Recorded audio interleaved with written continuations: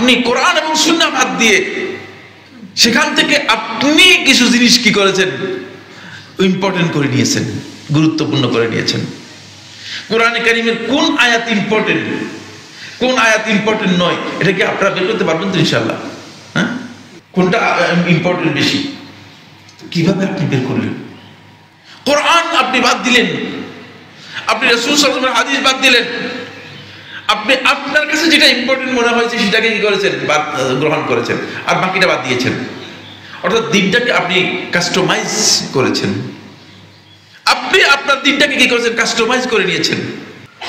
আর customise করতে গিয়ে এমন এক কাজ করেছেন যেটা ইসলাম কমপ্লিটলি হারাম করেছে, যেটা ইসলাম মানুষের উপর ফরজ করেছে, সেটাকে বাদ দিয়েছেন। সেটা হচ্ছে কোরআন এবং সুন্নাহ। এগুলো পড়ার দরকার নেই। মানে কোরআন আপনি পড়বেন, আপনি পথভ্রষ্ট হয়ে যাবেন। পথভ্রষ্ট হওয়ার কিতাব আল্লাহর কিতাব কোরআন, হিদায়াতের কিতাব, হুদাল লিন্নাস হুদাল লিল মুত্তাকিন। কোরআন হচ্ছে হিদায়াতের কিতাব, কিন্তু আপনি বলতেছেন না কোরআন পড়লে পথভ্রষ্ট হয়ে যাবে। কোরআন আপনার পড়ার কাজ না। এই যে বক্তব্য, এই যে ধারণা, এই ধারণা আপনার পরিবর্তন করতে হবে।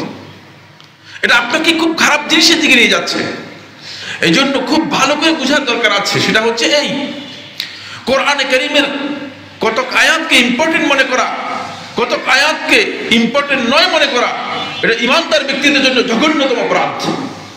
আল্লাহ রাব্বুল আলামিন ইম্পর্টেন্ট নয় এমন জিনিস কোরআনের মধ্যে উল্লেখ করেছেন। প্রশ্নই আসছে, আপনার কাছে হয়তো ইম্পর্টেন্ট মনে নাও হতে পারে, কিন্তু খেয়াল রাখবেন এটা আল্লাহর কালাম।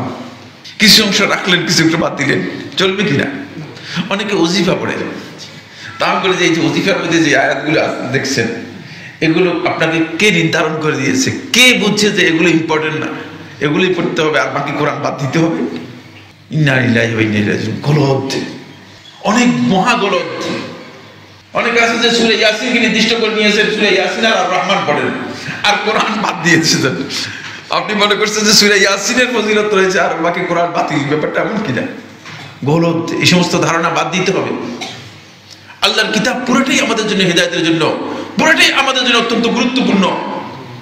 এর মধ্যে আংশিক গুরুত্ব আছে আর আংশিক গুরুত্ব নেই, এই ধারণা করার কোনো সুযোগ নেই। খুব ভালো করে খেয়াল রাখতে হবে। সুতরাং এখানে বড় ধরনের মিসকনসেপ্ট, বড় ধরনের ভুল ধারণা রয়েছে।